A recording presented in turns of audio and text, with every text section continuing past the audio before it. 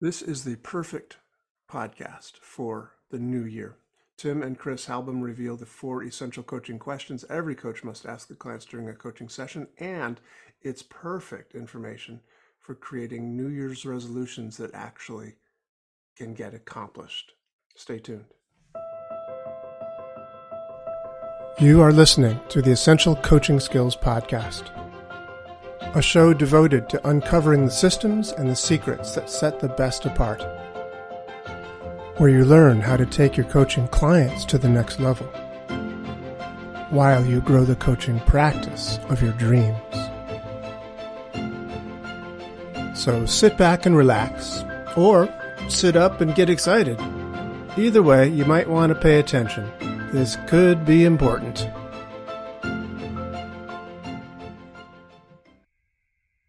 So welcome, Tim and Kris. So good to have you here. Thank you. And thank you for putting this fundraiser together for Jerry Seavey. Yeah, well, it's what we do what we can do. And this is so great to have you guys and other greats of the NLP world contributing to making this happen. So just by way of introduction, I've actually never met either of you before. So it's really a thrill for me to be meeting you face to face. I feel like I've known you because I've watched you on videos and read your books and stuff like that over the years, but I've never actually met you. So hello. Well, Hello, hello. it's And the first time for us too. yeah, we both Obviously. have heard really good things about you. And, you've got some good websites out there on hypnosis. And so it is nice to officially meet in this Zoom format. Amazing thing, isn't it? The Zoom format. It's what can you imagine what would have happened with COVID if it had taken place in 1990 or something, Yeah. or 85 or 70 or before mass communication. But yeah, it's a lifesaver, this thing. It's quite remarkable. So tell me a little bit about you guys. How long have you been, let's start with you, Tim, because age before beauty. You've been around longer, I should suspect, than Kris in the NLP world. Is that fair to say? You might say that. I found out about NLP in about 1978. Okay. Susie Smith, who I worked with, still work with sometimes for many years, and I were working together doing a training for a group of health faculty. And a woman came up to me uh, with a sheath of papers, and she said, "You're visual." And I said, "How do you know that?" And she said, "Well, look." And she gave me something. I was really intrigued with it. I said, "How do you know I'm visual?" And she said, "Well, you keep looking up." And she gave me some papers. I still have them on my shelf, but they're an unpublished manuscript by Robert Dilts called NLP Volume 1. Ah, And inside, they had the little happy face chart. And I got really intrigued with it, began to explore it. I did it with Susie a lot and it didn't work, but I saw a pattern. Turns out later, she was one of the very few people that's reversed. okay. And so I've been involved with NLP pretty much my whole career. Um, I've done a lot of work with health and health issues, as well as coaching and working with how to work with beliefs and how we create our reality. So those are the kind of areas I've specialized in. Along with Kris, I co-founded NLP Institute of California, NLP Coaching and Training Institute in California, Hmm. where we for many years did practitioners, master practitioners, hypnosis, etc. And about 4 years ago, kind of turned it over to a colleague of ours, Robert Harrison, who's directing it now. We still work with him.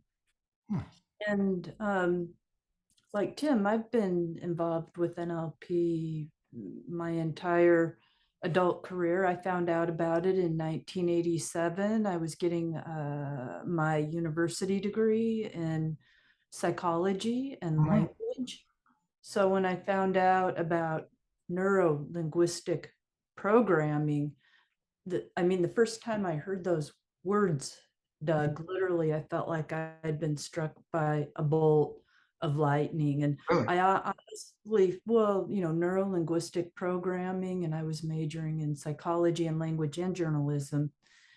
And so it just, I often think it was maybe the future calling me So in '88, I met Tim and Susie Smith, and I started working with them. And Tim and I have been, I think we're on our 35th year of working together now. And I became a trainer in the late 1990s, and have, had the good fortune to be able to train all over the world. And I have an active coaching practice, and just my mission is to really help make the world a better place and to help people become the best versions of themselves. And I think that's about all I'll say about me for Okay.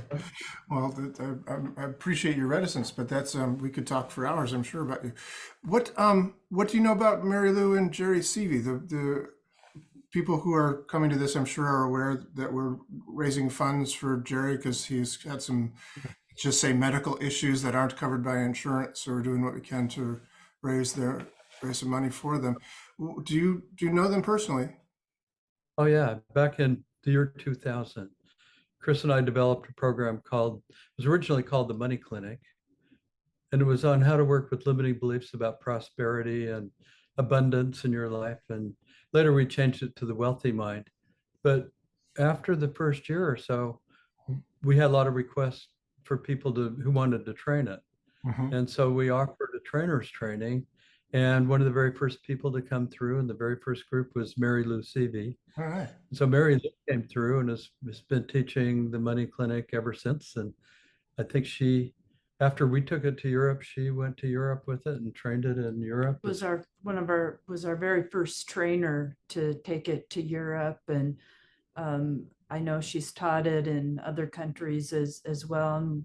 And we stayed in touch with her. And then Tim and I had a coach program, a 20-day coach program that we were doing through our institute, the NLP Coaching Institute of California. And we started taking it to different places. So in addition to teaching this 20-day program in California, we were offering it in China and Mexico and all over the US. And anyway, so Jerry and Mary Lou sponsored that program in Boston. Oh, And then we got to know them even all the more better with that. And now, as you know, they've are very much active in the world of NLP and coaching, and have been doing their own coaching program. And apparently they do a lot in Dubai. yes, exactly. It's interesting. I used to have my partnership with Kevin Creedon for a while in New York City, and Oh, he and I had yeah, Kevin was a good friend of ours too and I student. know. Yeah, yeah, and we had talked about bringing you guys to New York City to do that training, the Wealthy Mind training in New York City. Never quite materialized. So I might have met you years ago if that had happened, but Yeah, well, we finally got to connect. yes, Yeah, exactly. I'm glad we're connecting. And I'm also glad that we can be a part of this fundraiser for Jerry and Mary Lou, because they're both really good people. They've done a lot for the field of NLP and coaching. And so my hope and desire and wish, and I know for Tim as well, is that we can do some good here to help Jerry expedite his healing process. And Well, the good news, it does seem like he's responding well to the therapy. The bad news, of course, is that it's very expensive to do that, and they're tapping into the retirement funds, et cetera. So, the best I can do, with my resources available to me, is to help to fund their GoFundMe campaign. So we'll see what we can do for that. Hey, so question for you.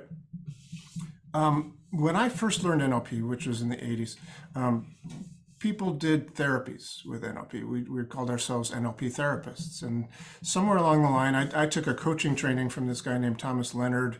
And I thought, well, this is weird. Coaching, nobody does this. This will never catch on. But somewhere along the line, it seemed to switch. And now pretty much everybody does coaching in some form or fashion. And you guys have both are coaches. Is that correct? Is that Yeah, Yeah. I started my first practice in 1996 called, it was PCC, Professional Coaching and Consulting LLC, and that was in 1996. So I've been actively doing it for a long time, as has Tim. Yeah, prior to coaching, I was a licensed psychotherapist. So oh, I did the NLP therapy. But in about 99, we were living in Utah. We moved to California, hmm and I decided to drop off the psychotherapy part and do more coaching because you have a lot more latitude and freedom, particularly in California, because there's certain laws that give you permission to do pretty much anything you need to do to help somebody as long as they sign a disclaimer with an understanding of your training, your background, and that you won't do any kind of medical practice. So that's when I dropped mine off. And then we created our coach training program. We were actually proud to say the first NLP institute in the North America to be ICF approved. And the the second in the world. okay. that was the International Coach Federation. Yeah. And so we've always had their approval. But I think coaching is a really incredibly valuable thing to do. And with NLP, we've always been solution focused. We're moving towards some positive outcome versus trying to look at problems and deal with problems. So coaching, I think NLP was sort of built for coaching. Yeah, does seem that way to me. And one way to add to that is when people say, well, how is NLP different than coaching? I would think of NLP as being like an operating system on a computer. Like you have the Mac OS, hmm and then you have applications. One could be coaching, one could be training, one could be, presenting to big groups, one could be hypnotherapy, Business, one, health. etc. So Yeah, I like that. I like that. And you guys have a book about coaching, right? Powerful questions and techniques for Oh, coaches. yeah. Coaches So, and therapists. so we have this book called Powerful Questions There and it is. Techniques for Coaches and Therapists Let me that we spotlight you. co-authored. Hold that up. Let me spotlight you. Let me pin you there. So, yeah, there we go. Nice. Lovely And we, book. thank you. We co-authored it with Nick LaForce. It gets pretty good reviews on Amazon. And the book is that it covers different powerful questions and techniques for coaches and therapists. And I think that even some of these questions and techniques could be used in a business context with business leaders or managers or anybody that leads teams or even teachers or parents for that matter. Great. it includes different change processes and how to use meta programs in a coaching environment or with people that you're coaching. In And addition, in addition to a lot of other processes. questions and Right. things like that. I'm getting this intuition that you might be pet lovers. Yeah, can you hear that? Jake, come here. Come here, Jake. Since, I remarkably attuned sensory acuity there. Notice. yeah, this is our dog, Oh, Jake. it's a dog. Oh, Yeah, yeah. So say hi. It's not his first time he's been in front of a He's Zoom very- camera. very So cute yeah. dog. Oh, he's adorable. What kind of dog is he? He's a golden doodle. My sister has a golden doodle. She's also in California, by the way. Maybe it's a California state dog or something, the Golden State. Could be, Yeah, it you could never be. know. So, So yeah, coaching questions, powerful questions. Could you tell us more about that? And I think actually, were you planning on teaching us something about that? Yeah, as Chris mentioned, we've taught coaching. We've had the good fortune to teach coaching processes all over the world. And one of the things that comes from NLP that's incredibly valuable is how to get a really well-formed goal. And even in people that have been through, I think, high quality training with really good people, good instructors, don't always get a really well-formed goal that's going to make sense. We think it's an essential part of of good coaching. Mm. And my sense is that a lot of coaches out there, NLP coaches, don't really use this well-formed conditions. I've talked to a lot of them, and they say that they don't use it. And so because of this and the ICF accredited coach trainings that we do, we've got 5 different ones that we do that have been accredited with the International Coach Federation. And we really drill these questions into all of the participants' heads and just highlight the importance of them, because it makes all the difference in terms of having a high quality session with a client. Wow. And these questions are something that virtually every single coach session that Tim and I do, we ask our clients, or we'll start with these questions. It's That's the fantastic. foundation. Let me just say as a frame to this, I'm very excited to have you teach this because whenever I do or whenever I teach, honestly, whenever I teach the allergy cure, I cue up the dog. I cue up the Tim's videos. Close the door. Yeah. Tim's videos on doing the allergy cure, because it's so clear, what steps you do, how you do it, and the outcome is pretty, standardized. You get a good outcome when you follow those steps. I've taken NLP from a variety of different sources. When I started taking it from Tony Robbins, I realized he wasn't the only guy in the field. I didn't know that at first. I thought he was Mr. NLP, but then after I took it, I said, well, I need to find out other people too. I took Richard Bandler's trainings. I took Robert Diltz's trainings. I kind of took it from anybody who taught it, and I got different ways of doing this. Outcome frames. People had different ways, five keys to a well-formed outcome, 7 keys to the well-formed outcome. So I'm actually thrilled, as basic as it might seem to somebody. For me, I've been around for 35 years doing NLP, but I'm still thrilled to have you tell me what's the right way to do this. What's the right way? We'll tell you a way to do it that we teach in coaching. No, I don't want. I want the way. I want the right way. Well, it's the way we do virtually way in all we our do. sessions, and we teach in all our ICF accredited coach Oh, programs. that's the right. It's the right way for us. There you go. But it's the same thing I'd do if I were doing some kind of therapeutic intervention or a trauma process or Right. whatever. And again, one of the reasons we thought we'd teach it, I've been in many countries teaching advanced trainings, and I'll tell people, make sure you get a well-formed outcome first, and then I go around and they're not necessarily doing it. Right. And a lot of people go, oh yeah, it seems like I learned that at some point, but it didn't go in as a necessary part of everything else that they're doing. And for us, it'd be a requirement. If you're going to do any kind of NLP pattern with somebody, it's really imperative to find out where they are now, where they want to be, contrast present state, desired state.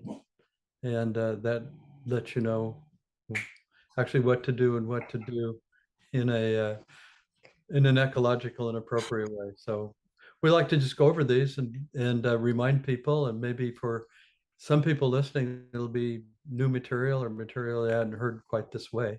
Great.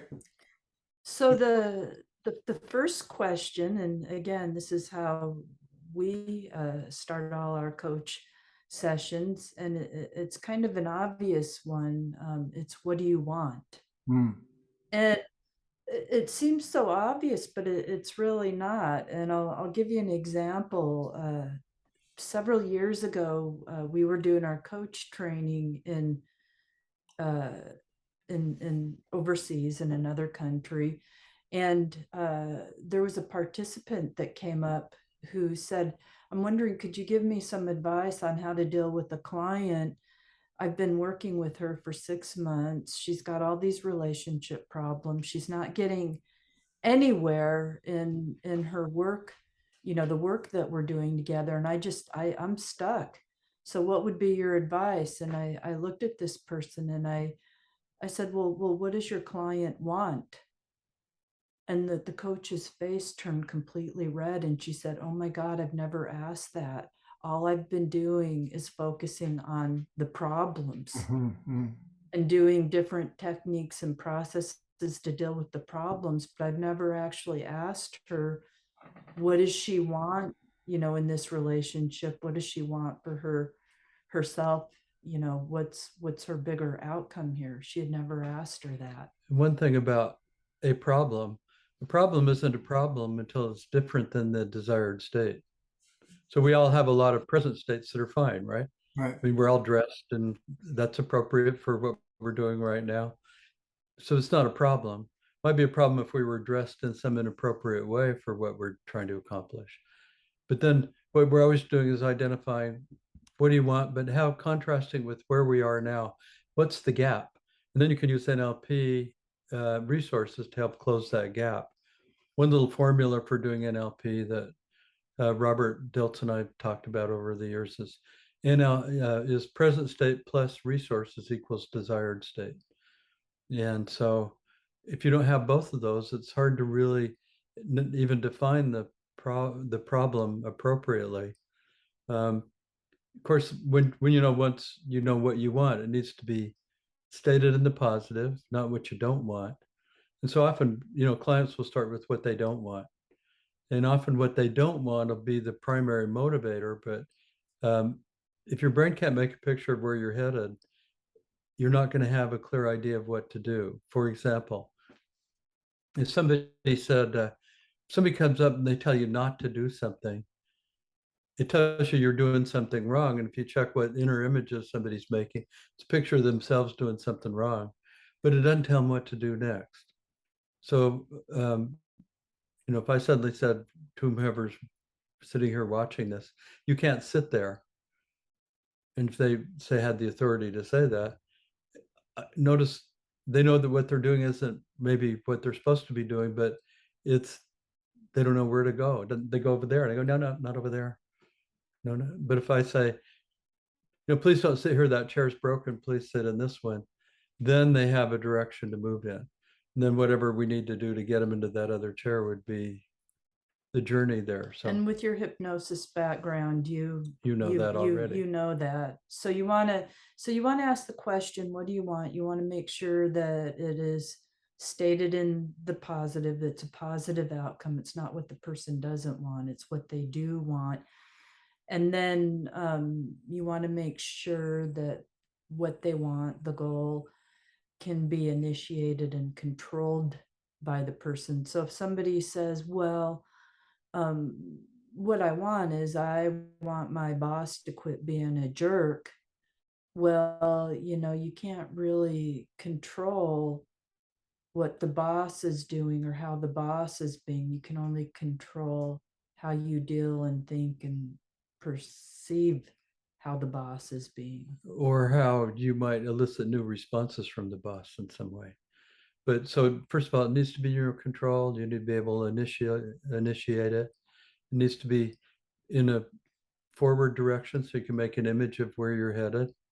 Secondly, it needs to be contextualized. And I was asked to train a group of therapists at a psychiatric hospital a few years ago. And I was surprised that we spent a lot of time talking about context and they hadn't really thought about it. But our behavior doesn't have a meaning without a context. So if you say, what do you want, Tim? And I say, well, Doug, I want to be a better communicator. And you go, okay, well, that sounds good to a certain extent, right? But you don't know where, when, and with whom I want to communicate better. So you can say, well, that sounds positive, but where, when, and with whom do you want to do that? And if you can put me in a specific context, then I can make specific images about it and make sure it's chunked down in an appropriate way so I can actually hone my experience to make it happen. So contextualizing it appropriately is a really, I think, critical skill too. So the first question's, what do you want? Second question is, where, when, and with whom do you want it? And then that begins to contextualize it. The third one is evidence. How do you know you're achieving it or moving towards achieving it? In other words, it needs to be sensory based. What will you see to let you know you've achieved it? What do you hear? What do you experience in your body? And that's, people don't always get the power in doing that. When Robert Diltz and Susie Smith and I, in our advanced health programs, at one point with our students, modeled about 24 examples of healing. And 2,400. 2,400 examples of healing. That's a better number. Add 2 zeros. Yeah, add a couple of zeros. But anyway, what we discovered in virtually every case, people who healed had made some kind of a representation of having healed. So you model out what they're doing, and you'll hear things like, well, as soon as I get over this, then I'm going to start hiking again. As soon as I get through this issue, I want to do some traveling. As soon as I get beyond this, I'm going to start my work life again. And so, in order to say those things, they need to project themselves out beyond the period of time of the illness and put themselves in that future time.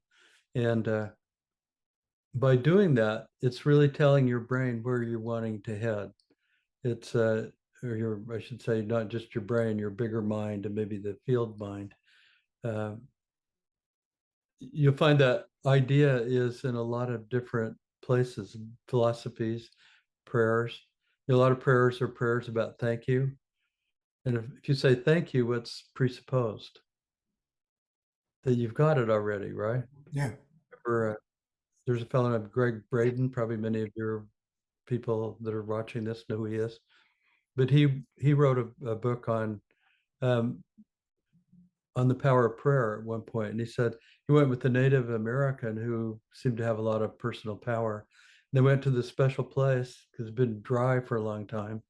And the guy was going to do a prayer and a ceremony and allowed him to go watch. And they walked for a long time. They found this special sacred kind of place. And the gentleman, the Native American, looked at the sky and got in kind of a reverent state and said, thank you. And then he turned around and he left. And Greg Baden was kind of interested in that. And he said, well, I'm assuming it's already happened. That decision was made. I'm just acknowledging it. Nice. That's beautiful. I thought that was kind of very powerful. And this is along those same lines. It's not necessarily spiritual, but what it does is it takes you to a place where you experience the outcome of it. And the more clear you are about the sensory-based evidence for achieving it, the better it's going to be. So sensory-based meaning, what will you see, what will you hear, what will you feel? It's how you what will you know it experience in your 5 senses. So you want to paint a full picture for the person. Go ahead. You were going to say something. I just have a question. You mentioned the self-initiated and maintained aspect. Is that a separate step, or is that part of number 1? Or that's part of number 1. And actually, I have an article on my website that highlights these at krishallbom.com, and I'll send you the link to that. But the first question is, what do you want? And then there's 2 aspects to that, which is that you want to make sure it's stated in the positive. So for example, if somebody comes in and they say, well, I just don't want to be unhappy anymore, or I don't want to be depressed anymore, then that's where you would ask, well, what do you want instead? Gotcha. To try to turn it around. So that's an important question that gets you to turn it around from the negative into the positive. And so then the person will say, oh, well, if I don't want to be depressed, then what I really want, I guess, is to be happy and to be at peace. Right. So it's, what do you want? Then is it make sure it's initiated, or that it's stated in the positive.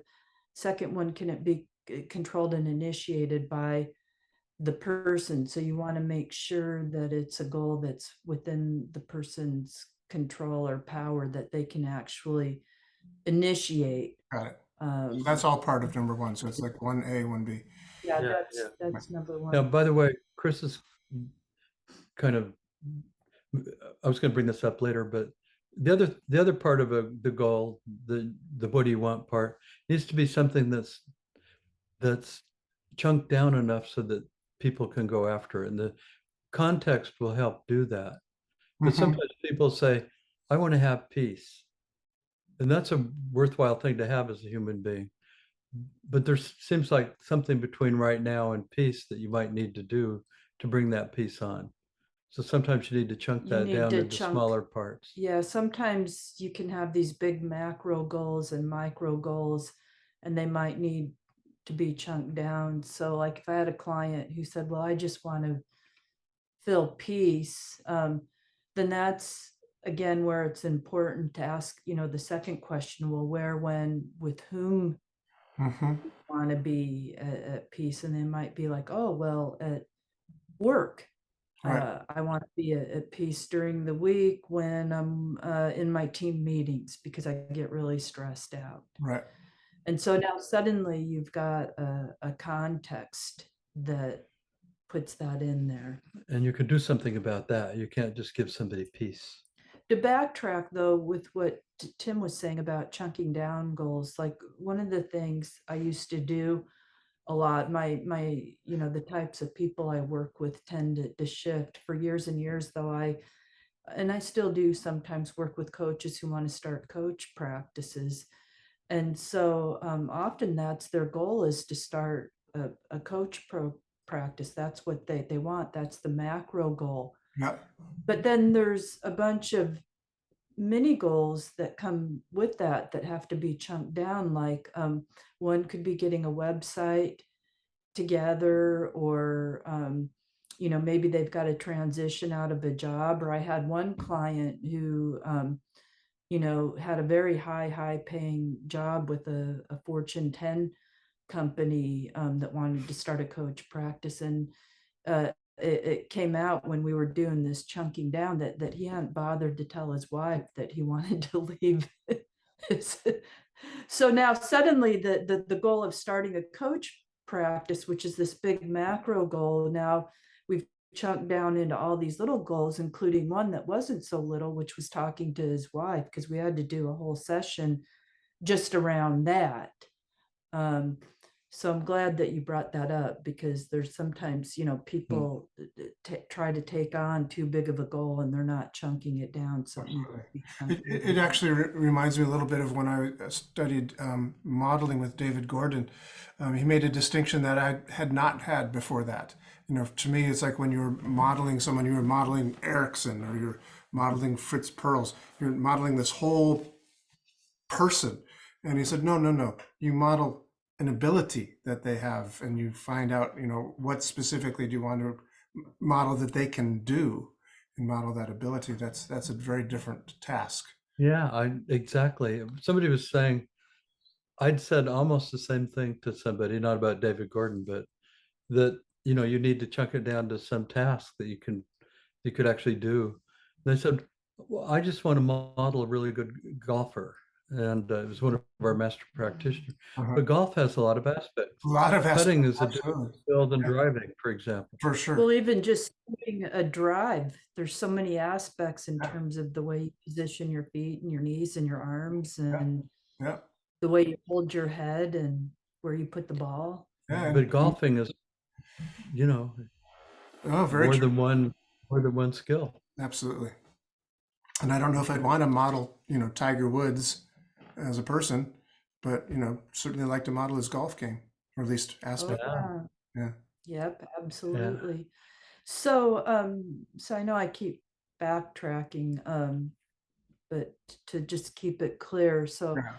so there's four questions. So what do you want is number one. Yep. And again, make sure it's in the positive. It can be initiated and controlled by you. Number two is contextual. Where, when, and with whom do you want to achieve this? Mm-hmm.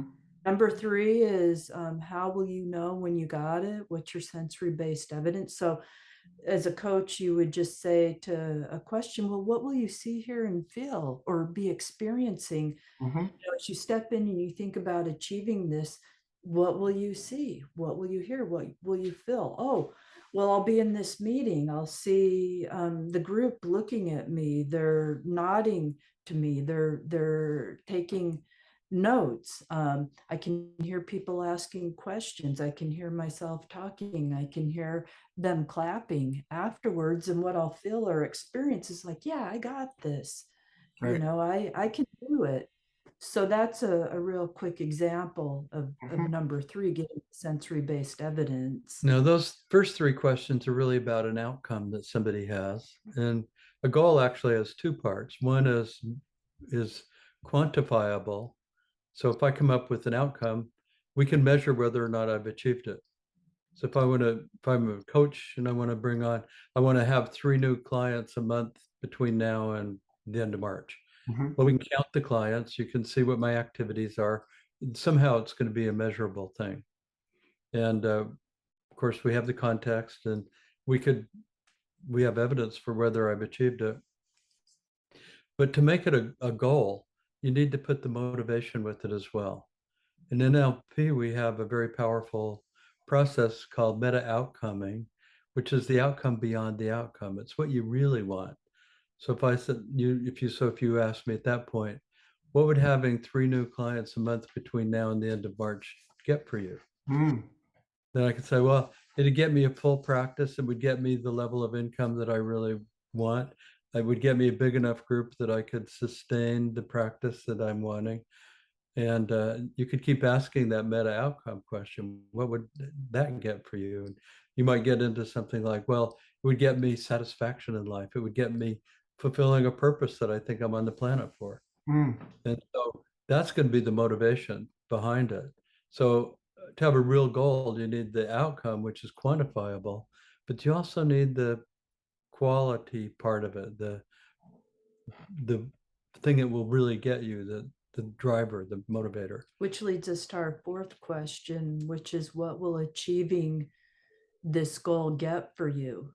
What will achieving, and there's different ways you can ask this, what will um, being able to give a high quality talk get for you? Mhm. What will it allow you to do or be or have?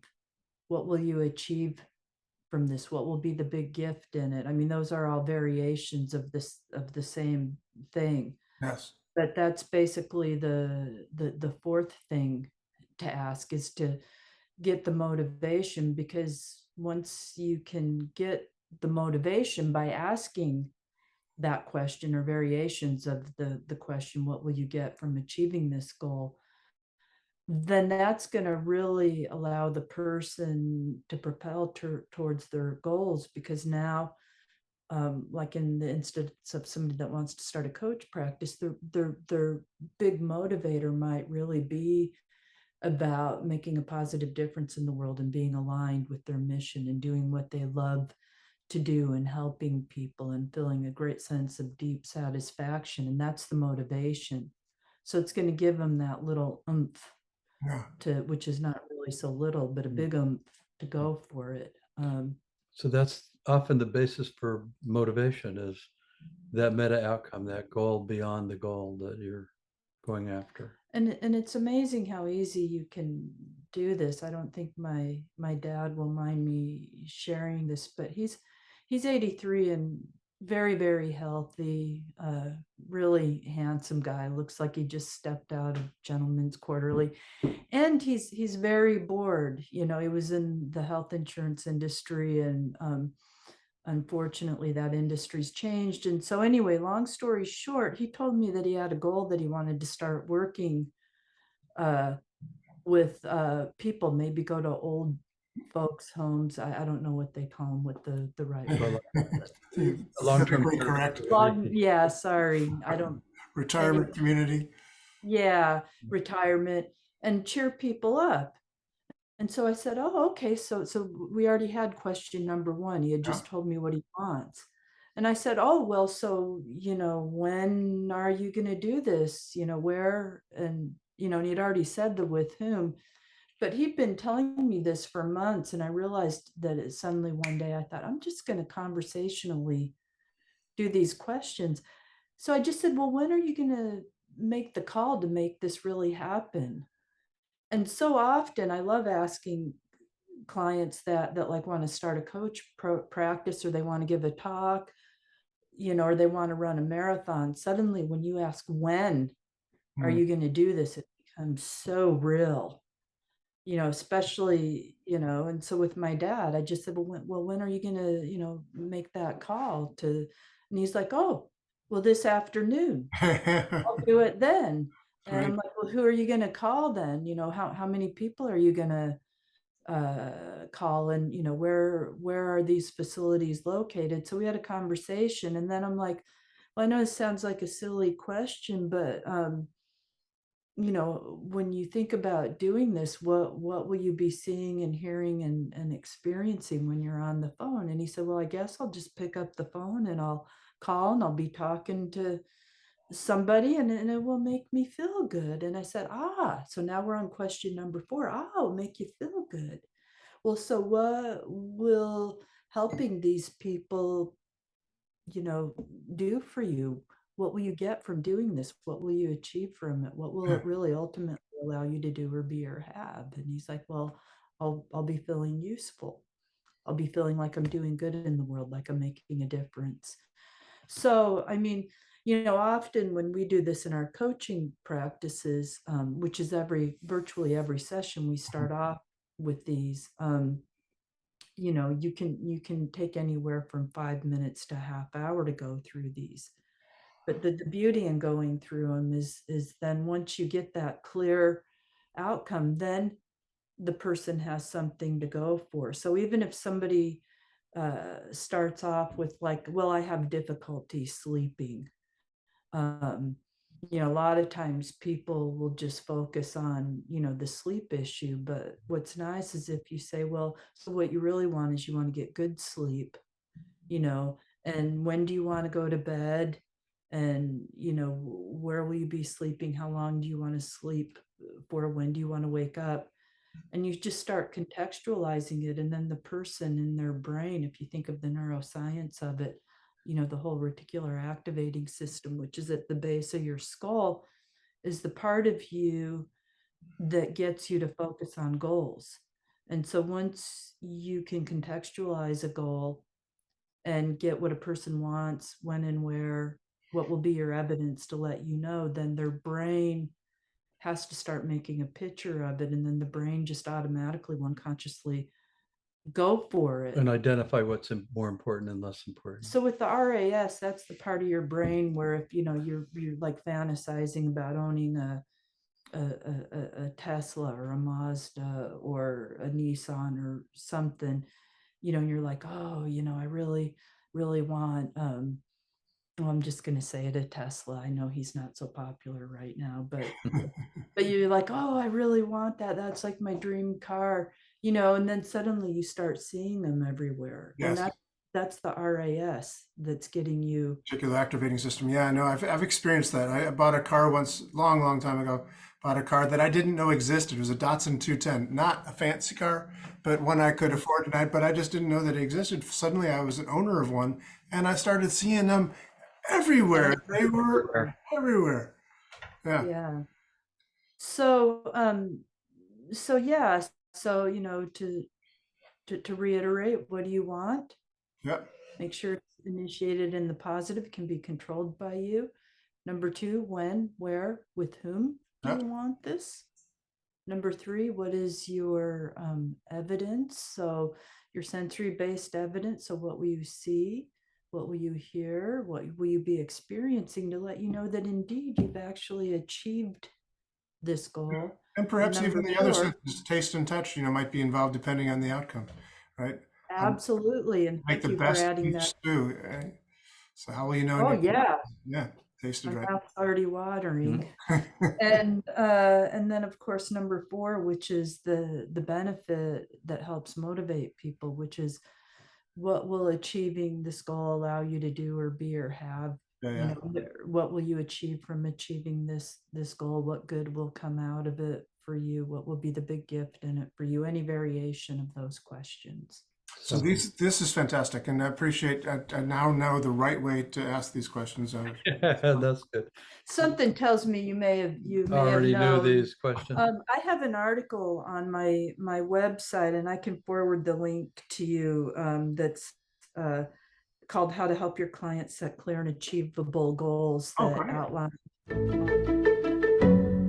This has been the Essential Coaching Skills Podcast. Thank you for being here. It's a pleasure seeing you again. Hope to see you again real soon. Come back next week when we have another gripping and exciting episode of the Essential Coaching Skills Podcast. And if you want to, you can find out more about us, each and every one of us, at essentialcoachingskills.com.